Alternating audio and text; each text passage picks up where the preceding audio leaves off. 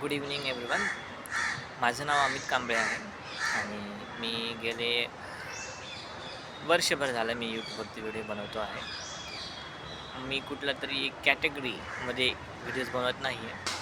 मी सध्या अशा मेटाफॉरिकली गोष्टी शोधतो आहे ज्या मला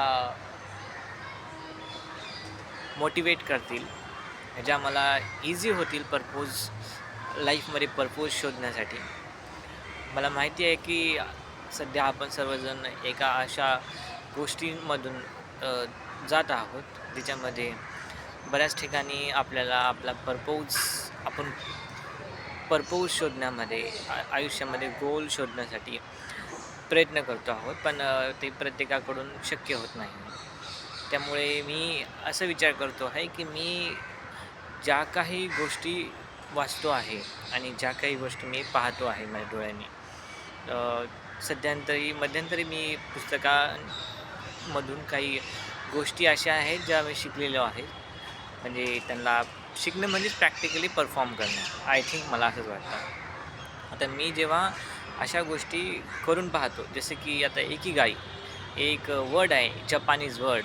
याचा अर्थ असा होतो की नेहमी आपल्याला आवडत्या कामामध्ये व्यस्त राहिल्याने जो आनंद मिळतो, त्या आनंदामधून आपल्याला आपलं ध्येय शोधायचं असतं.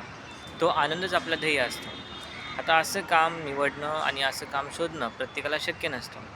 आता मी स्वतःला एक लेखक समजतो किंवा एखादा चिंतक समजतो. पण मला ज्या परिस्थितीमधून सध्या मी जात आहे, जिथे मला असे काम करावं लागत आहेत ज्यांचा पुस्तकांशी काहीही संबंध नाही, पण दैनंदिन जीवनामध्ये त्याचा बराच संवाद आहे. आता एकीगाईचा मी उल्लेख केला, त्याचा अर्थ होता की नेहमी व्यस्त राहिल्याने मिळणारा आनंद. तर हा आनंद आपण आपल्या आवडत्या कामामध्ये मिळू शकतो. तर मग अशी कामं शोधणं प्रत्येकाला पॉसिबल नसतं. तर मग अशा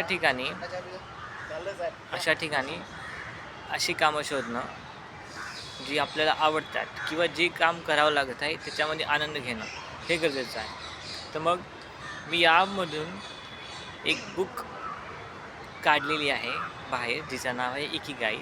जिचा लेखक आहेत हेक्टर गार्सिया आणि फ्रान्सिस मिरेलस. या दोघांनीही जे लिहिलेलं आहे त्यामध्ये, ते अत्यंत छान सुंदर आहे. तर मी तुम्हालाही विनंती करेन की हे पुस्तक प्रत्येकाने नक्की वाचून पाहावं आणि प्रॅक्टिकली डेली लाईफमध्ये परफॉर्म करावं, जसं की मी आता करतो आहे.